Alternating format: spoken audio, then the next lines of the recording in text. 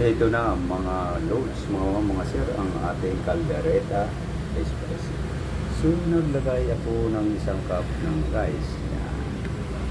Tapos, may potato yan sa ating caldereta at saka black pudding. Yan po. Kain tayo, mga idol. Naglagay na rin ako ng tomato para balance ang ating.